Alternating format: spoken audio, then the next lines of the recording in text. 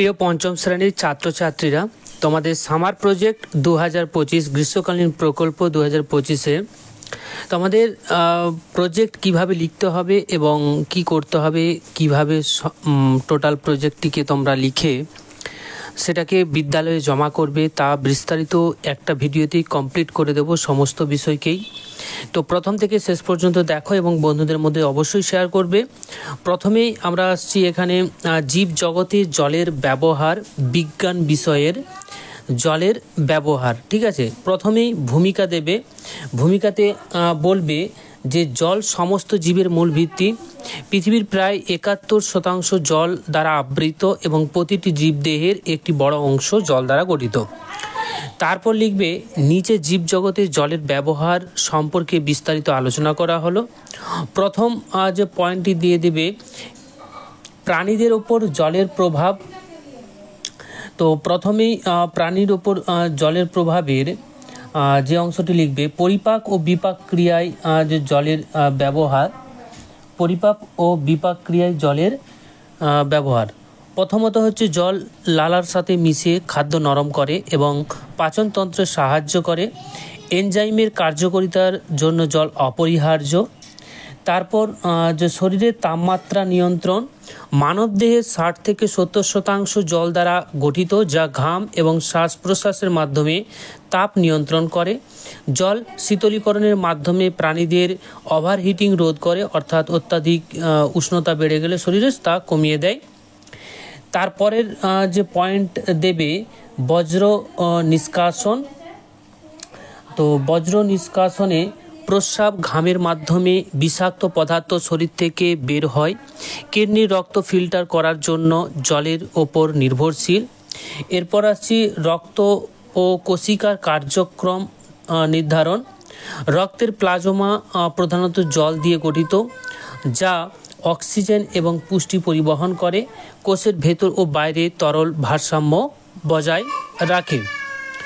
তো এইগুলো যে দেওয়ার পর তারপরে দেখো এইখানে যে চিত্রগুলো দিয়েছি, এই চিত্রগুলো তোমরা অবশ্যই এখানে প্রিন্ট আউট করে লাগিয়ে দেবে। যেইখানে লিখবে তার ডান দিকে একটা অংশে এই চিত্রগুলোকে লাগিয়ে দেবে। ঠিক আছে, তারপরে দেখো উদ্ভিদের ওপর জলের প্রভাব কি। প্রথমত সালোক সংশ্লেষ বা ফটোসিনথেসিস। প্রথম পয়েন্ট করবে গাছ কার্বন ডাইঅক্সাইড ও জল ব্যবহার করে গ্লুকোজ ও অক্সিজেন তৈরি করে। জলের অণু ভেঙে অক্সিজেন নির্গত হয়, যা বায়ুমণ্ডলের জন্য গুরুত্বপূর্ণ হয়। এরপরে দেখো খনিজ, দ্বিতীয় পয়েন্টটা দেখো, দ্বিতীয় পয়েন্ট জলের অণু ভেঙে অক্সিজেন নির্গত হয়, যা বায়ুমণ্ডলে গুরুত্বপূর্ণ। এরপর খনিজ শোষণের ক্ষেত্রে গাছের শিকড় মাটি থেকে নাইট্রোজেন, ফসফরাস ইত্যাদি খনিজ জল সহকারে শোষণ করে এবং যা সালোক সংশ্লেষে সাহায্য করে। পরবর্তী পয়েন্টটি দিয়ে দেবে কোষের যে টার্গর চাপ, অর্থাৎ যে কোষের যে চাপ, সেই চাপের জন্য জলের কিন্তু একটা গুরুত্বপূর্ণ ভূমিকা পালন করে। জল কোষে প্রবেশ করে গাছকে দৃঢ় এবং সতেজ করে রাখে। আর যে জলের অভাবে গাছ নেতিয়ে পড়ে, তো এইগুলো কিন্তু জলের অভাবে হয়ে থাকে। তারপর আসছি বাষ্পমোচন। পাতার মাধ্যমে জল যে বাষ্পীভবন হয়ে বায়ুমণ্ডলে যায়, যা গাছকে ঠান্ডা রাখতে সাহায্য করে। এরপরে দেখো যে জলজ জীব বৈচিত্র্যর যে ক্ষেত্রে জলের যে ভূমিকাগুলো। তো প্রথমত হচ্ছে মাছ, শৈবাল, প্রবাল, প্লাঙ্কটন ইত্যাদি সরাসরি জলের উপর নির্ভরশীল। জল দূষণ হলে জীব বৈচিত্র্য যে তোমার একটু বিপন্নতার দিকে চলে যায়। তো এই চিত্রগুলো কিন্তু পাশাপাশি কিন্তু এই চিত্রগুলো অবশ্যই তোমরা প্রিন্ট আউট করে চিটিয়ে দেবে যদি না আঁকতে পারো। তারপরে সর্বশেষ বলে দেবে উপসংহার। জল ছাড়া প্রাণী, উদ্ভিদ বা মানুষ বাঁচতে পারে না, তাই জল সংরক্ষণ ও দূষণ রোধ করা আমাদের নৈতিক দায়িত্ব। এই বলে কমপ্লিট করে দেবে। ঠিক আছে, এটা হলো বিজ্ঞান বিষয়। এরপরে আরও যে কয়েকটা বিষয় রয়েছে সেগুলো আমরা একটা একটা করে দেখে নেব। এরপর আসছি দ্বিতীয়, যেটা সমাজ ভাষা বিজ্ঞান। সমাজে বিভিন্ন পেশার মানুষের গুরুত্ব, যেমন ডাক্তার, পুলিশ কর্মী, দমকল কর্মী, কৃষক ইত্যাদি ইত্যাদি। তো এদের সম্পর্কে আলোচনা এবং এদের ভূমিকাগুলো দিতে হবে, বৈশিষ্ট্য দিতে হবে, এদের কৃতিত্বটা স্বীকার করতে হবে, এই সমস্ত দিয়ে কিন্তু কমপ্লিট করতে হবে এবং তার সাথে সাথে চিত্রগুলো কিন্তু পারলে অঙ্কন করবে, না হলে প্রিন্ট আউট করে কিন্তু সেটাকে লাগিয়ে দিতে হবে। তো প্রথমেই দিয়ে দেবে ভূমিকা। সমাজে বিভিন্ন পেশার মানুষ পারস্পরিক নির্ভরশীলতার মাধ্যমে আমাদের যে জীবনযাত্রা সহজ করে তোলে। এরপরে দেবে নিচে কয়েকটি গুরুত্বপূর্ণ পেশা এবং তাদের ভূমিকা আলোচনা করা হলো। তো প্রথমেই আসছি ডাক্তার। তো ডাক্তারের ছবি এখানে কিন্তু তোমাদের চেটাতে হবে। ভূমিকা কি? আজ রোগ নির্ণয়, চিকিৎসা, রোগ প্রতিরোধে সাহায্য করে। গুরুত্বটা কি? কোভিড-19 সময় ডাক্তাররা জীবন বাঁচাতে অগ্রণীয় ভূমিকা পালন করে, বা যে কোনো রকম রোগের সঠিক সমাধান করার জন্য তারা চিকিৎসার মাধ্যমে কিন্তু অনেকটা আমাদের সাহায্য করে থাকে। এরপরে আসছি যে সেবিকা বা নার্স, যে রোগীর যত্ন নেওয়া এবং ইঞ্জেকশন দেওয়া, ডাক্তারের সহায়তা করা, এগুলো কিন্তু সেবিকার কাজ। এদের গুরুত্ব কি? হাসপাতালে দীর্ঘ সময় ধরে রোগীদের দেখাশোনা করা এদের মুখ্য দায়িত্ব। ওনারা যদি না থাকেন তাহলে কিন্তু চিকিৎসা ব্যবস্থা ভেঙে পড়বে। ঠিক আছে, এরপরে আসছি কৃষক। তো এখানে কিন্তু প্রত্যেকটার চিত্র কিন্তু দেওয়া আছে যেইভাবে, সেইভাবে কিন্তু চিত্রগুলো অবশ্যই তোমরা লাগিয়ে দেবে। এরপর আসছি কৃষক। কৃষকের মধ্যে দেখো ভূমিকা কি? ধান, গম, শাকসবজি ইত্যাদি চাষ করে দেশের খাদ্য নিরাপত্তা নিশ্চিত করে। গুরুত্বটা কি? কৃষি অর্থনীতির ব্যাকবোন। কৃষকরা না থাকলে আমাদের খাদ্য পাওয়া সম্ভব হবে না, ফলে ওনারা যদি চাষ না করেন তাহলে কিন্তু আমরা খেতে পাবো না, অনাহারে মারা যাব। তাই কৃষকের গুরুত্ব খুবই অপরিসীম। পরবর্তীতে আসছি পুলিশ। ভূমিকা দিয়ে দেবে আইন শৃঙ্খলা রক্ষা, অপরাধ দমন, জনগণের নিরাপত্তা নিশ্চিত করা, এগুলো কিন্তু পুলিশের কর্তব্য। গুরুত্বটা কি? দুর্ঘটনা, চুরি, জরুরি অবস্থা ইত্যাদি, দাঙ্গা ইত্যাদি প্রভৃতির যে তোমার প্রতিকারের ক্ষেত্রে কিন্তু পুলিশ অগ্রণীয় ভূমিকা পালন করে থাকে। এরপর আসছে শিক্ষক। শিক্ষকের ভূমিকাটা কি? জ্ঞান প্রদান করা, ছাত্রদের নৈতিক দায়িত্ব, বুদ্ধির বিকাশ ঘটানো, বুদ্ধি বৃদ্ধি করা এবং তাদের সঠিক মানুষ করে তোলা, এটা কিন্তু শিক্ষকের দায়িত্ব, ভূমিকা। এবারে গুরুত্বটা কি?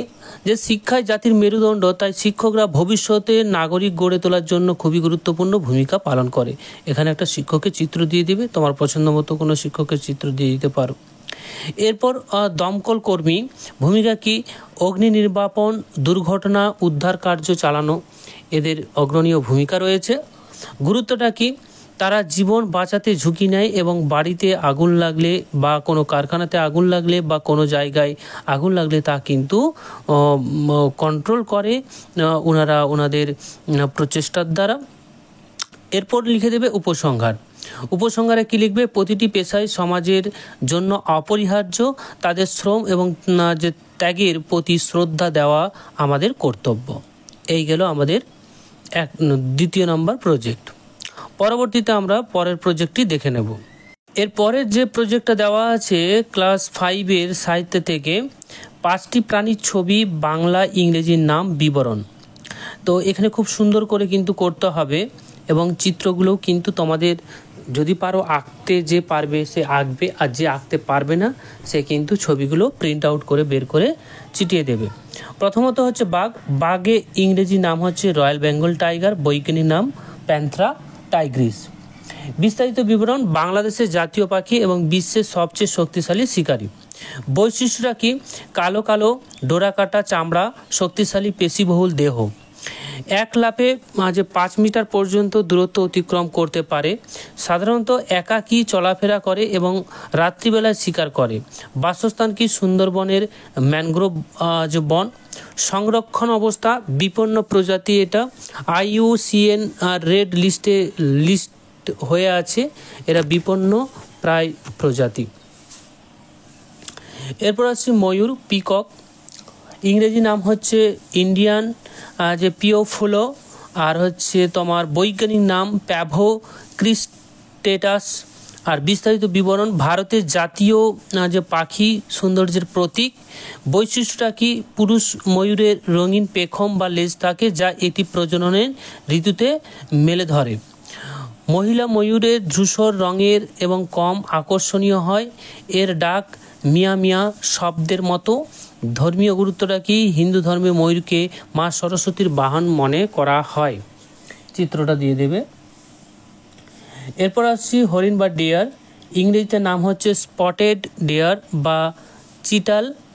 বৈজ্ঞানিক নাম অ্যাক্সিস অ্যাক্সিস। বিস্তারিত বিবরণের ক্ষেত্রে বৈশিষ্ট্যটা হবে সাদা কালো ছোপযুক্ত শরীরের লম্বা পা এবং নরম চোখ। তারপরে কি? দলবদ্ধভাবে বসবাস করে, দ্রুত দৌড়াতে পারে, ঘন্টায় 60 কিমি। প্রধানত ঘাস পাতা ফল খায়। বাসস্থান সুন্দরবন, মধুপুর, শালবন। তারপর সংস্কৃত গুরুত্ব, বাংলা সাহিত্যে হরিণকে মৃগ বলা হয় এবং এটি শান্তির প্রতীক। এরপর আসছি কচ্ছপ টার্টেলস। ইংরেজি শব্দ ইন্ডিয়ান স্টার টর্টিস। বৈজ্ঞানিক নাম জিওচেলন ইলিগ্যান। বিস্তারিত বৈশিষ্ট্যের মধ্যে রয়েছে শক্ত খোলস যা বিপদে গুটিয়ে নেয়, ধীর গতিতে চলে, 100 বছর বাঁচতে পারে, শুষ্ক এলাকায় বাস করে, ক্যাকটাস খায়, সংরক্ষণ অবস্থা IUCN অনুযায়ী প্রায় বিপন্ন। এরপর আসছি কাক বা ক্রো, যার বৈজ্ঞানিক নাম হাউস ক্রো। ইংরেজি নাম হাউস ক্রো।